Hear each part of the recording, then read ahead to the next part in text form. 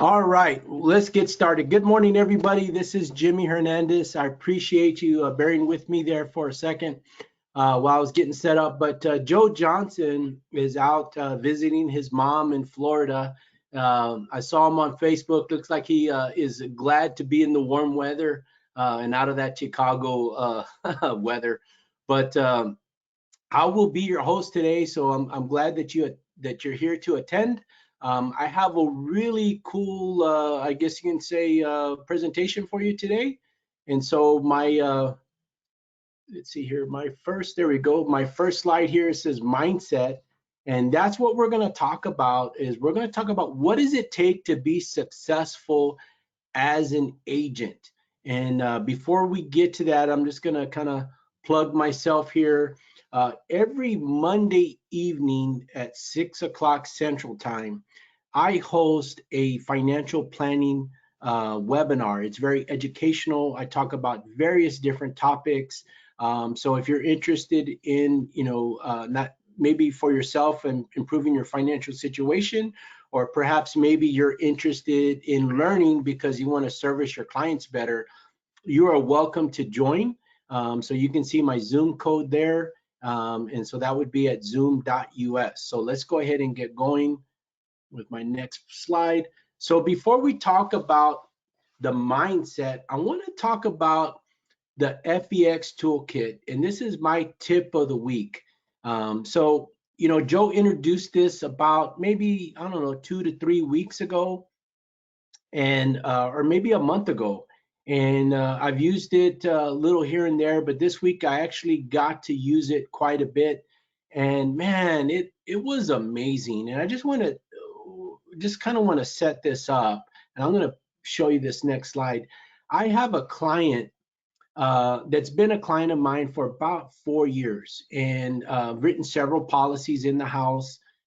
He had some issues. I remember, going through a couple of turn downs or graded, and and then he had a policy for a while, and unfortunately, he let it lapse, and he's no longer eligible for that same carrier, right? So I sat down with him and we went ahead and plugged in all of his medications. And I want you to see here. So like he's got high cholesterol, not a big deal, right? Enlarged prostate. Sometimes that can go the wrong direction, right? He's got diabetes. Here's another medication for high blood pressure. Let me go to the next slide. Victoza for diabetes, metformin for diabetes, bipolar depression, another medication for high blood pressure, another medication for high blood pressure, and so like I was kind of like worried if I was going to be able to get them, day one coverage. And this was what it came back with. It came back with Forrester's Financial as being the top, coverage, which was Plan Right Preferred. And it was, he wanted 15,000, so it was 132.30 a month. And then you can see the chart as it goes down. And I'm not showing the next screen, but like it continued to go down. So like some of the other options were graded. And so what ended up happening was not only did he have a renewed faith in me and the services I provide, but he got to see a visual. I turned the screen around, I showed him this tool, and I showed him, look at all the different screens, and I scrolled down and he saw how that rate got up to over $200 a month with some of the carriers. And so when I made the recommendation, let's go with Forrester's Financial, what do you think he wanted to do? Yeah, he said yes, right? So I submitted it. We did the paper application, did the telephone interview, which, by the way, I was really happy because I used to hate doing those phone interviews with Foresters because it would take forever. They really kind of sped up the process. They only ask this now when it comes to the health questions. Mr. Customer, questions 1 through 6. Did you answer any of those? Yes. And he said, no, they're all no. Okay, questions 7 through 12, and then like on through the rest of the application. So instead of asking every health question verbatim, they asked, did you answer yes to any of these questions by section? So that made it really smooth. He had a couple of other medications that, I wasn't able to get on my screenshot there that were dual medication.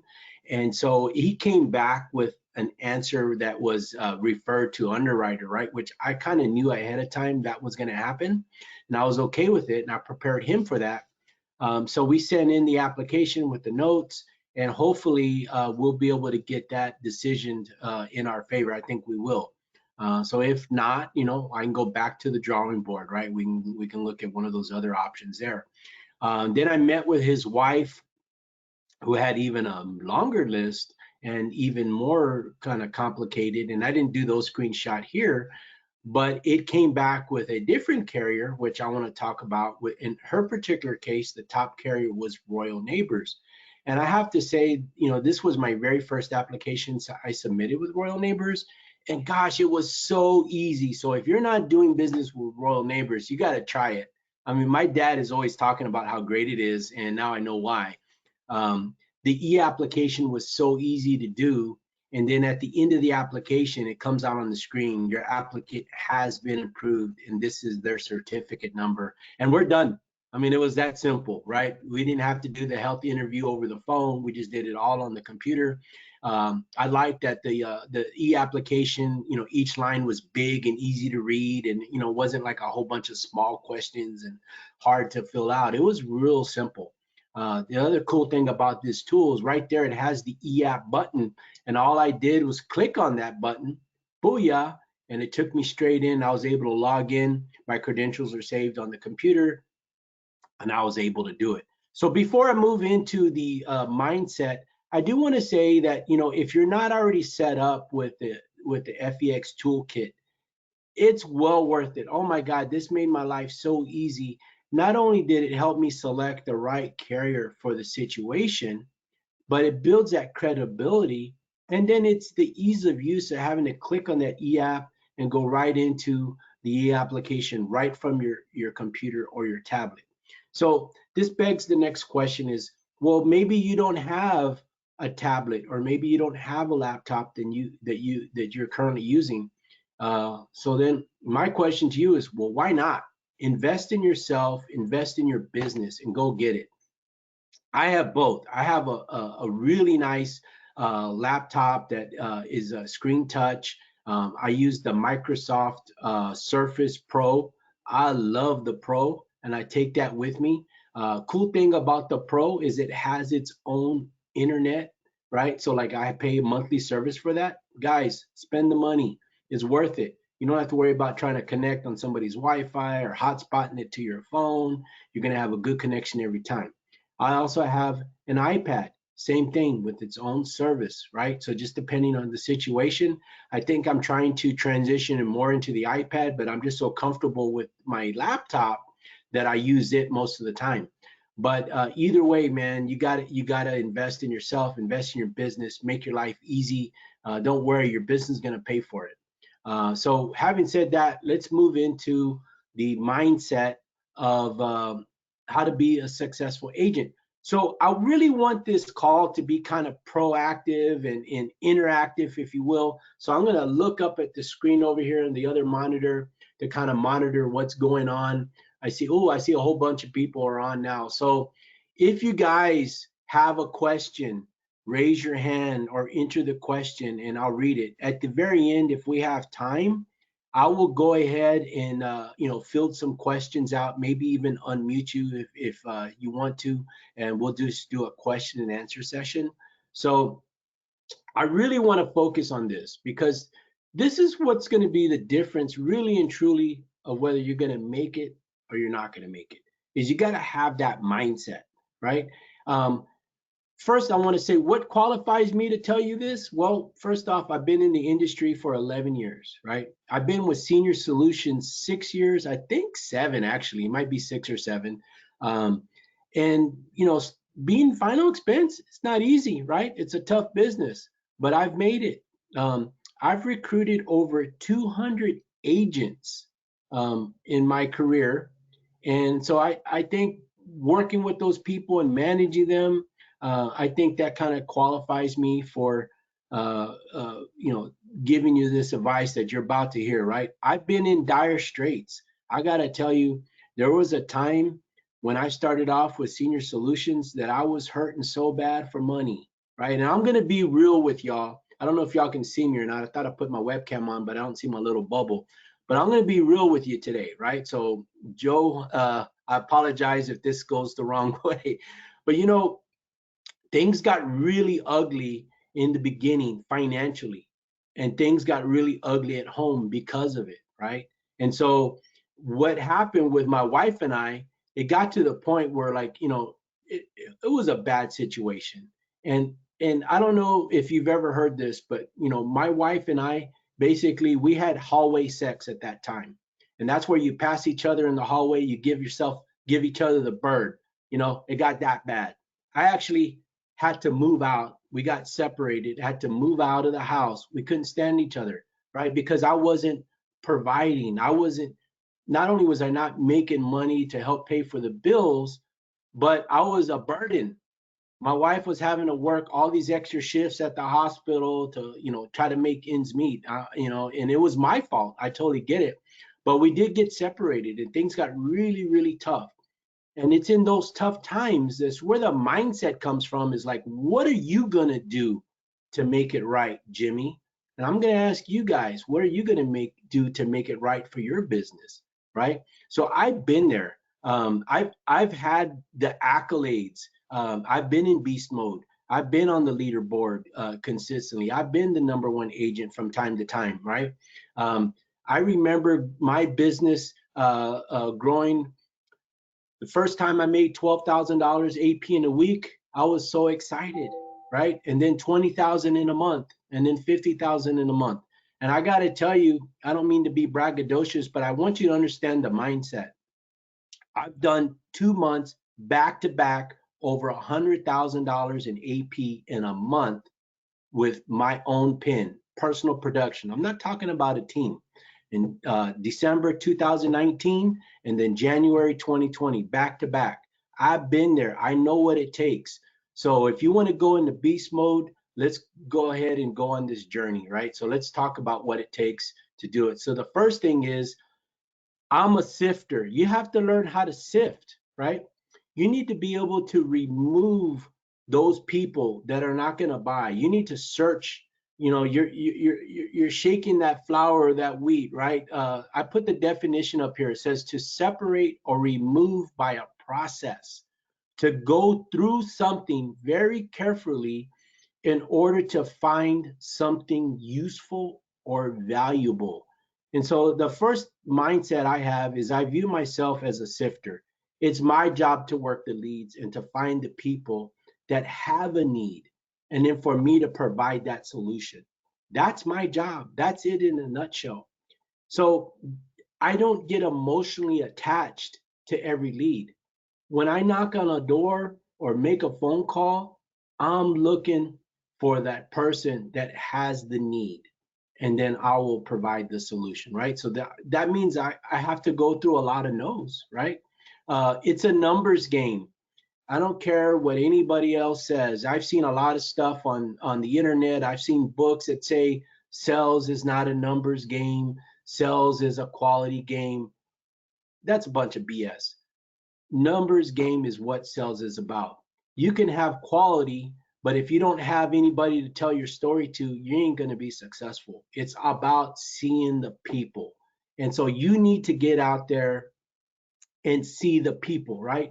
You have you have to be able to know, for you to be successful, you have to knock on a lot of doors. You have to make a lot of phone calls.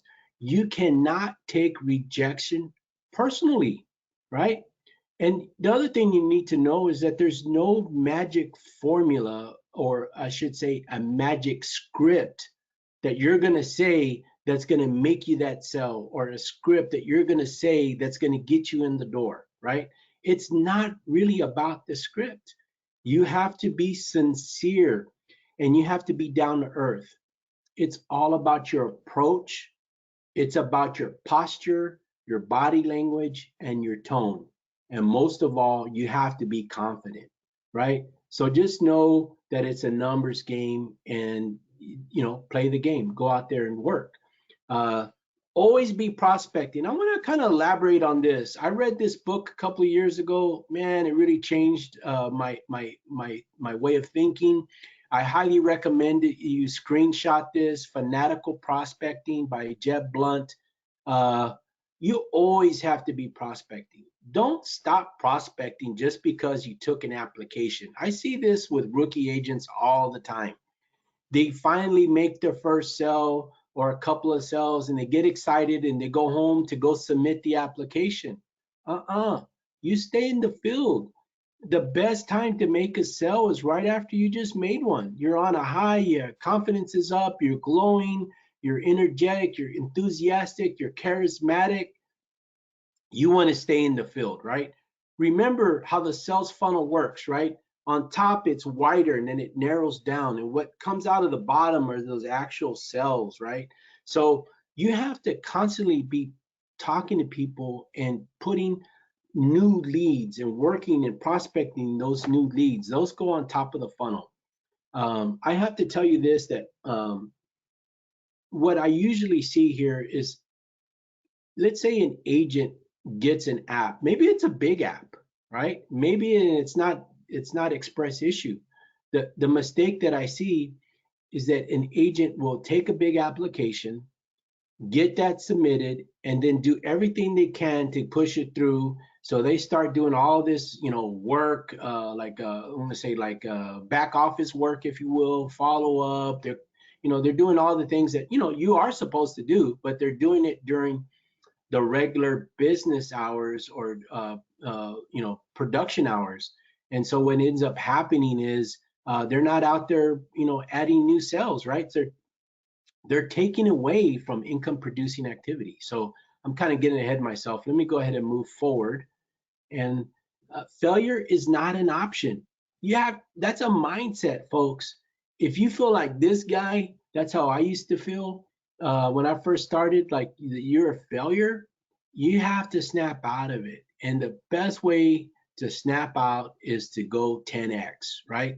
And there's my buddy Grant Cardone. He wrote a book, the 10x rule. 10x basically is 10x your activity. If you're prospecting, let's say you're knocking on 20 doors a week, man, 10x that, knock on 200 doors. If you're making 20 phone calls a day, 10x it, make 200 phone calls a day. Are you hearing me? If you 10x your activity, you can't help but succeed, right? How about 10xing your leads? If you're only buying 10 leads, the minimum every other week, man, you need to 10x that. You need to buy more leads. It's a numbers game. How about work harder, right? Failure is not an option. Usually what happens with new agents is they fail for work ethic. They fail because they're not working longer. I've heard this saying many times in YIG, the hardest door to knock on or to pass through is your own front door, right? You have to get out in the field. And if you're not out there working and hustling, you're gonna fail, right? So you gotta work harder. You gotta work longer hours. One of the most successful agents in my agency, he starts like clockwork every day. He's knocking on his first door at 8 a.m. He's not leaving the house at 8. He's not leaving the house at 8:20. He's leaving the house at 7:30, and he's in place to knock on the door at 8 o'clock. And he's very disciplined about that. He's starting early. Most of his sales come early like that. Between 8 and 9 o'clock is where he makes most of his sales. And then the second group is later in the evening. So he works long days. So 6, 7, 8 o'clock, that's the second group where he gets most of his sales. Now, that doesn't mean he doesn't work in the middle of the day. He just works them longer hours. Now, to give it up to him, he doesn't work every single day. He typically works 2 to 3 days in the field, and that's it. But that's enough, to make about $200,000 a year. So you tell me, how hard is it? It's just about how hard do you want to work, right? You need to practice your approach, right? If you're getting rejected by everybody and you're not getting in at all, then you're doing something wrong. So you need to practice your approach. You need to improve your processes. If you want to be successful, you got to get efficient and you got to improve your processes. And here's a big one too, is you got to hold yourself accountable, right? And the best way to do that is to have a third party hold you accountable. And a good recommendation would be Joe Johnson or myself. If you're in my downline, I'll hold you accountable, but you have to be willing to do what it takes for me to hold you accountable, right?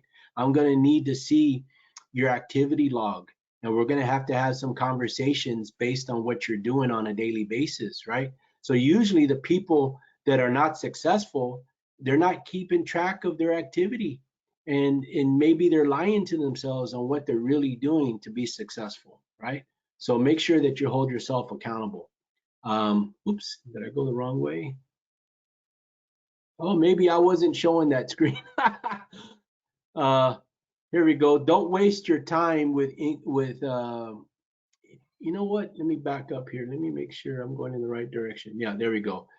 Don't waste your income producing time doing non-income producing activities. You know, here's the biggest thing. Most agents, they think that they're doing something when they start organizing. They organize their files, their desk, their padfolio, they organize their box, right? Let me tell you something. Organization is for Sundays, period. Product training, you need to know your product. You need to improve your skills, right?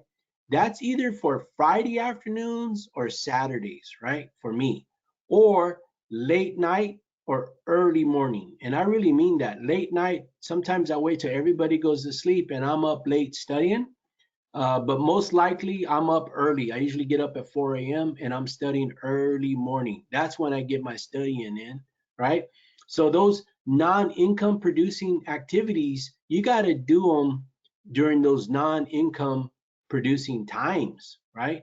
Let's see here. Make a work schedule.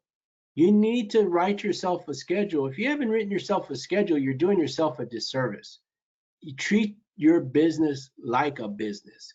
Write a schedule. Sit down and figure out what days you're going to be in the field, what days you're going to make phone calls, what hours you're going to do it. Figure out what day you're going to have an office day to, do all the back end. Figure out when you're going to study. Figure out when you're going to practice. You write that on the schedule and then stick to it.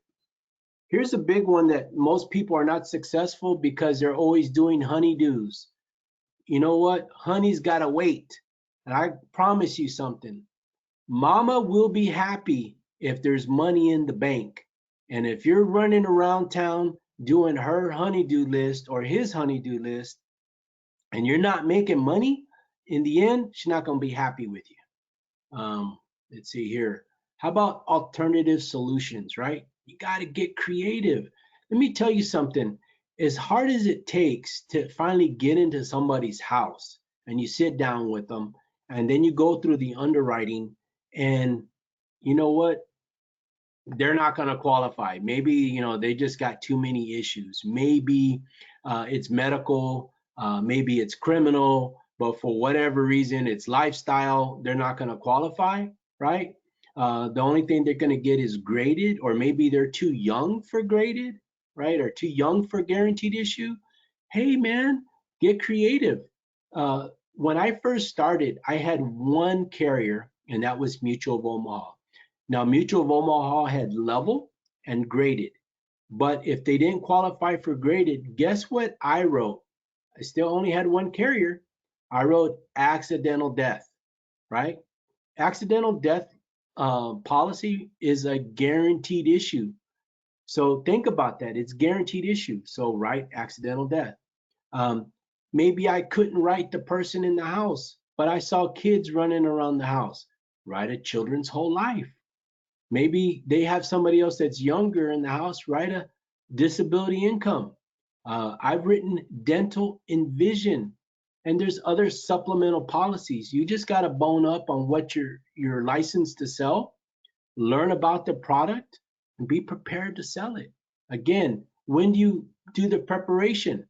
You do it late night, early morning or on the weekends. You do it on those non-income producing times, but you have to have alternative solutions. Uh, Here's the big one right here. This is really what I attribute a lot of my success to, is building your book of business with policy deliveries. I really have to say, and I wrote this down so you can screenshot this. This is huge right here. Don't be lazy and have the policy go to the policy owner unless they're out of town, right? And there's exceptions to the rule, like Mutual of Omaha. They send them directly to the policy owner. They're not going to come to you, the agent. But you got to work around it. You know, follow up with your customer, find out when they got their policy, schedule a time to go out and review that brand new policy. This is where you uncover opportunities. I said I was going to be real with you, so let's be real. Many times when you're out in the field and you're meeting people, you're working leads, and you get in the house and do a presentation, sometimes time is of the essence. Sometimes they have an attitude, or they're in a hurry, or it's not a textbook situation. You can't go through my wishes, my record keeper real thoroughly. You're going to do a rust presentation, or you're going to do something to that effect, right? Well, guess what? After you've made that sale and that policy's placed, they're going to spend time with you. And you go back out there and you review the policy, whether you deliver it in person or they got it in the mail and you go back out.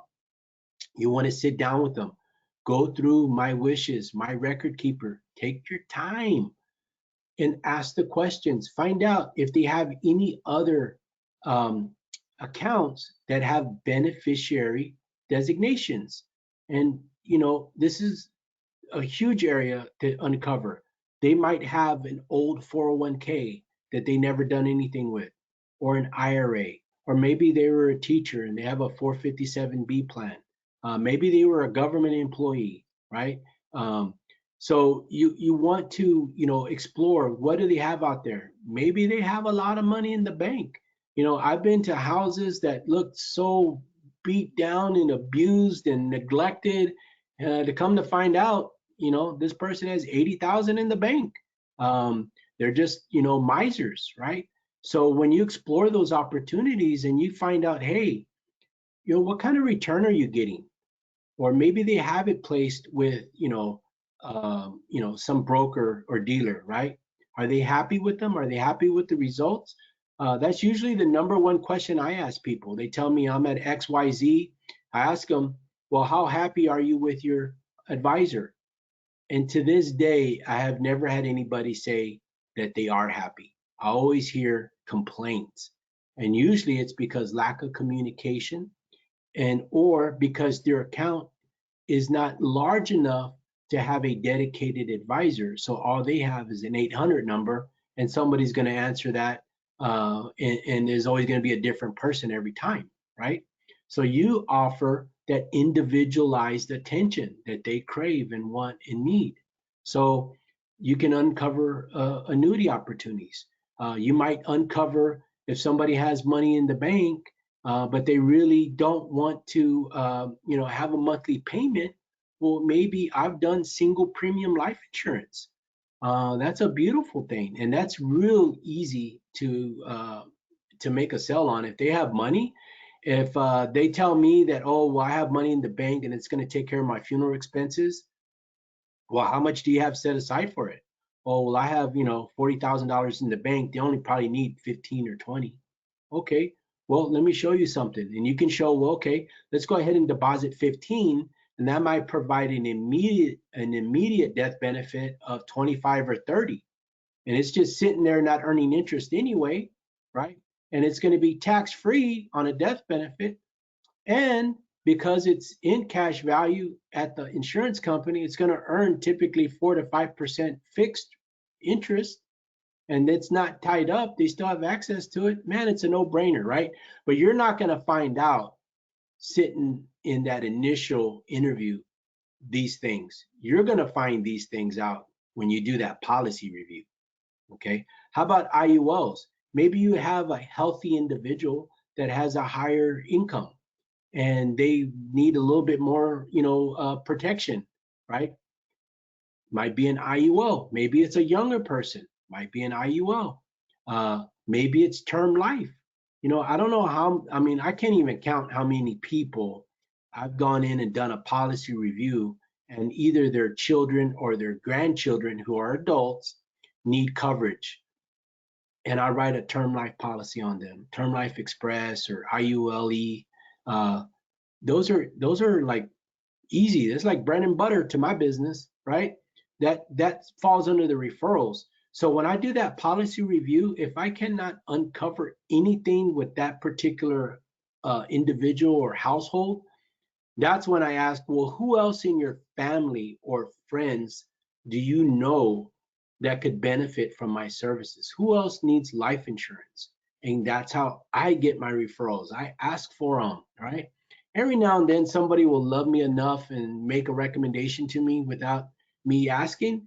But most of the time, it's me asking, who else do you know that could benefit from this? And I get my referrals.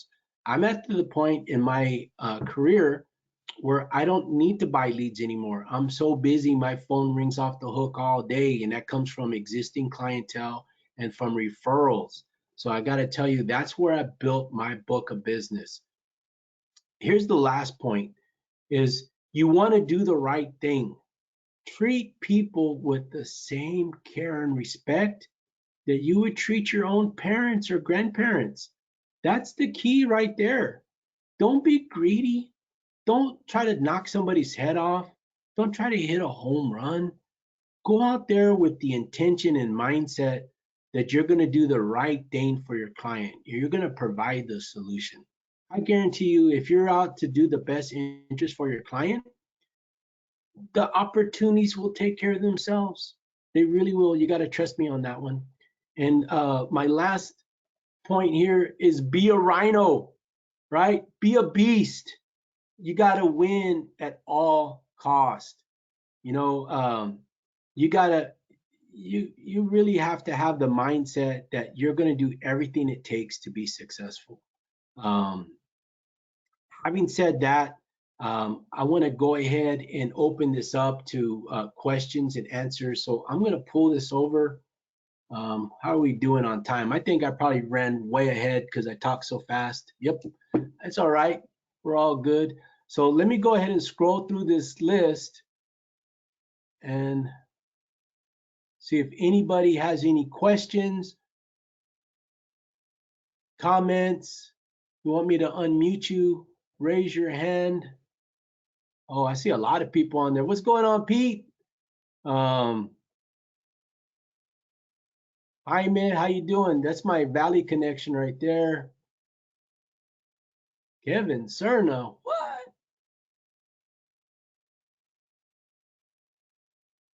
Wow, I see a lot of people. Sam, how you doing, sir? Willie. Oops. Man, well, I'm glad to see a lot of people that I haven't seen in a while that are on here. So I don't see any questions. Does that mean that nobody has any comments, questions? Okay, good. Somebody popped one up. Let me see here.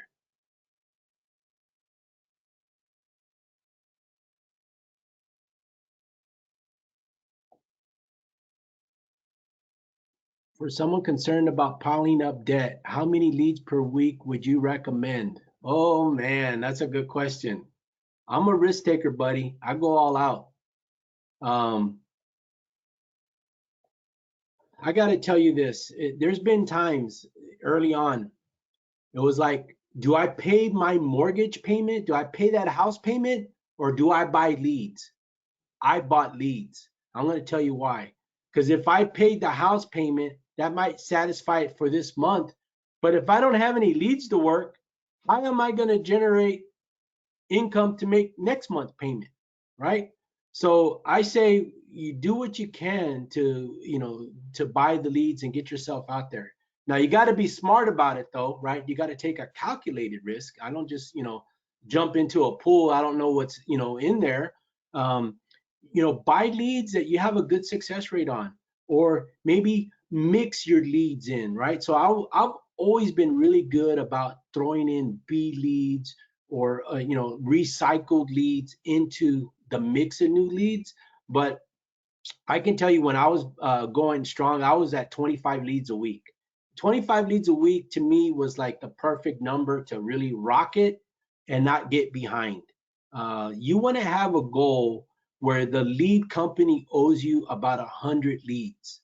So that means that you've already prepaid for those leads and they haven't come in yet. That's really where you want to be. You want to have 100 leads owed to you at all times. I hope that answers your question.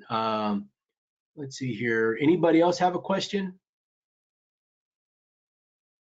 Well, let me enter. Is that 10 Day I see? Hey, what's up, 10 Day? Um, I I want to say I'll tell you just a little since I talk so fast and I'm kind of moved through this quickly. I'll tell you a little story about when I first got started, right? I was in dire straits. I got to tell you, man, I was not doing well. Money, we ran through the savings account. We burned up everything. And please, if you have a question, raise the question, right? I'm going to just entertain you guys for a second here.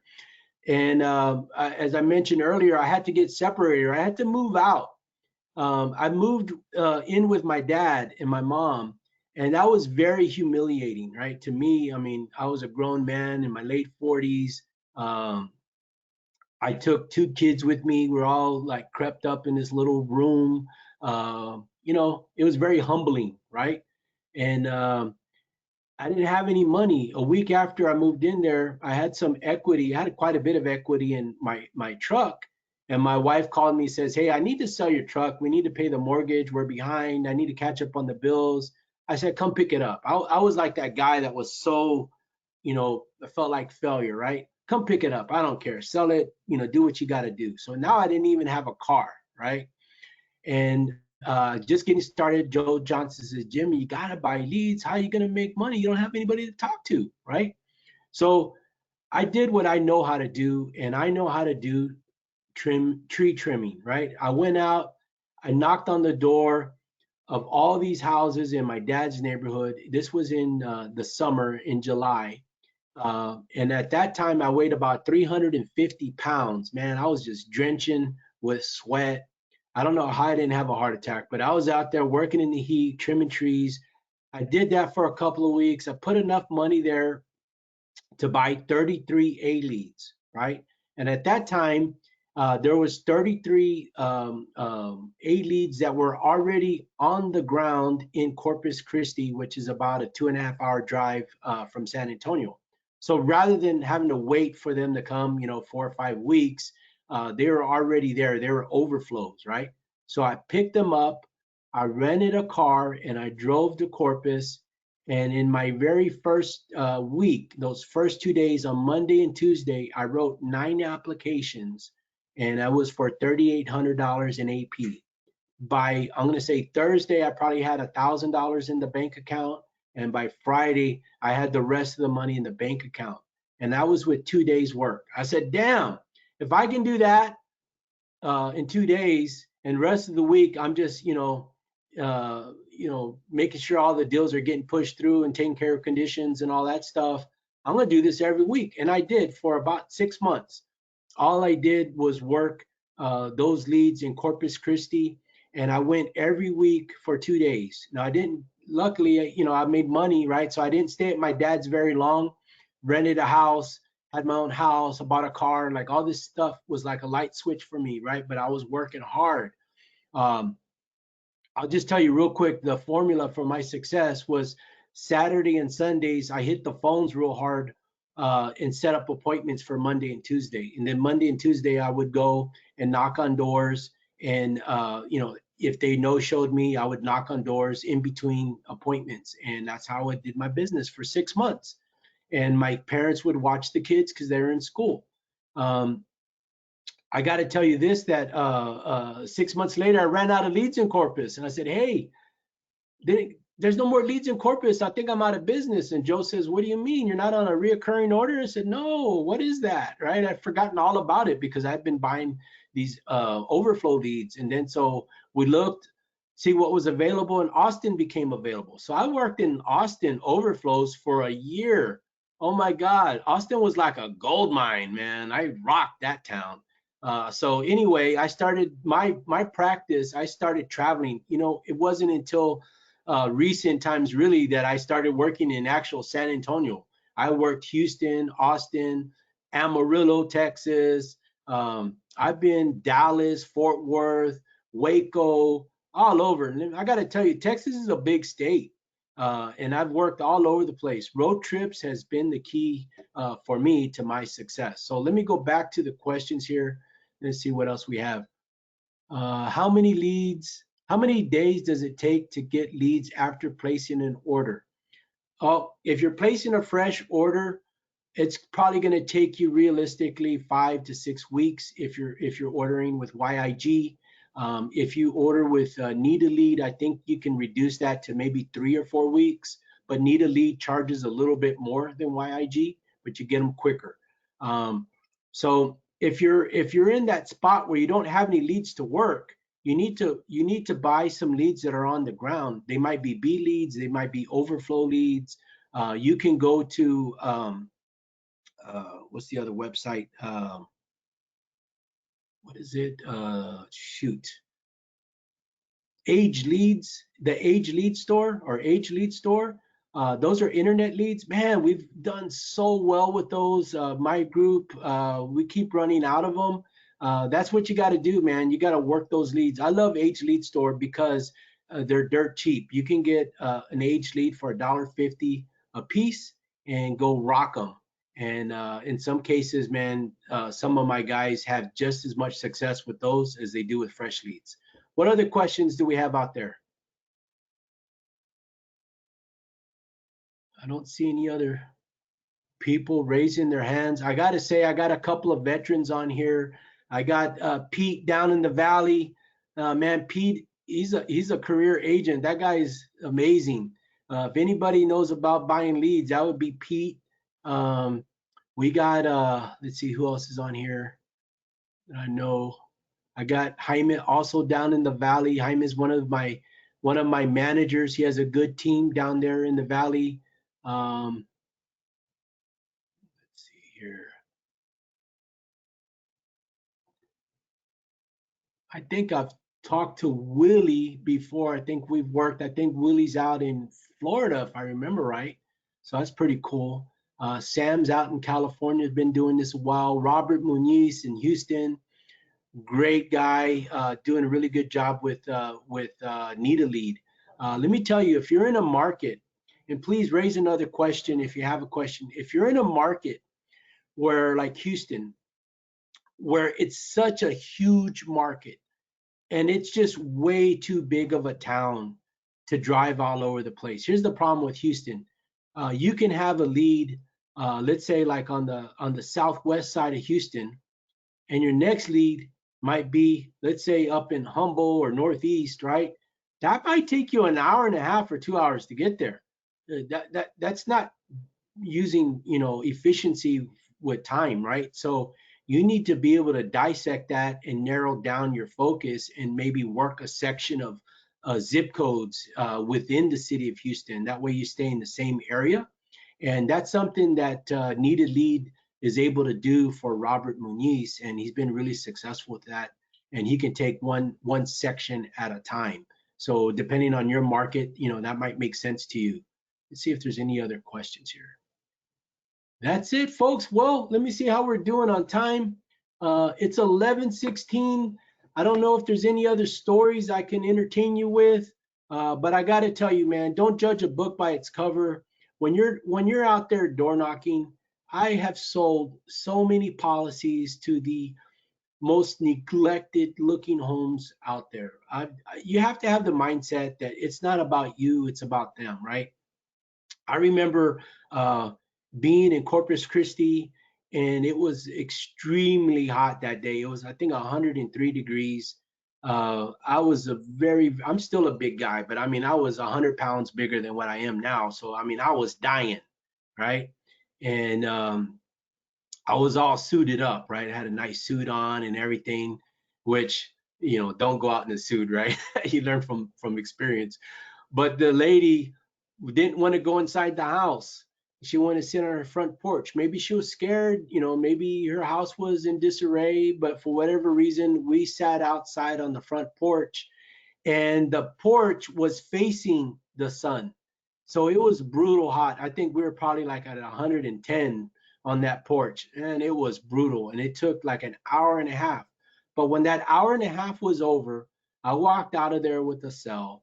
And I remember the average premium in Corpus was really low. I'm going to say it was about $34 a month, right? I wrote a lot of apps, but they were smaller apps, right? In this particular one, I think it was a $65 a month app. So for Corpus, that was pretty big, right? And then I thought to myself how brutal it was. I went to what do you call that place? To go get a cold drink. They're on the skates and all that stuff. Ah, man, Sonic. I went to a Sonic drive-through, got me a cherry limeade, and sat there to cool off in the AC in my car. And I started thinking about it, and I said, you know what? Most people don't even make $500 a day, right?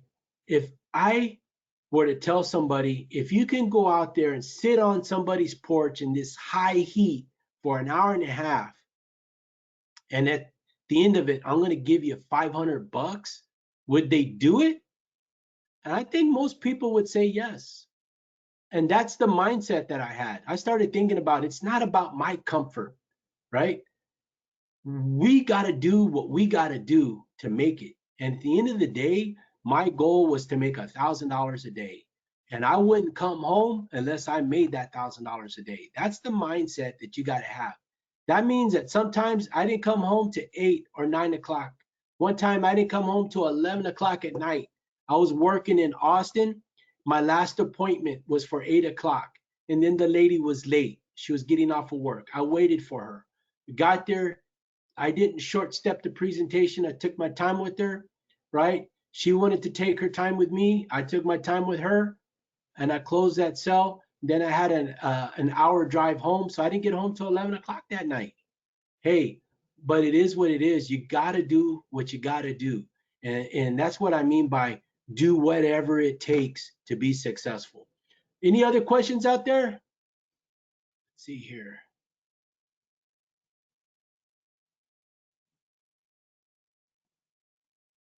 I don't see any other questions out there. Let me address one other thing, and I'll let you guys go. I told you I've recruited a lot of people, and I really have. And I've seen people come and go. I don't get excited anymore about anybody. I want to see what they got. One thing I've learned, it's all about drive. What do you have inside? What's driving you? Why do you want to be successful? What do you want to do with your life?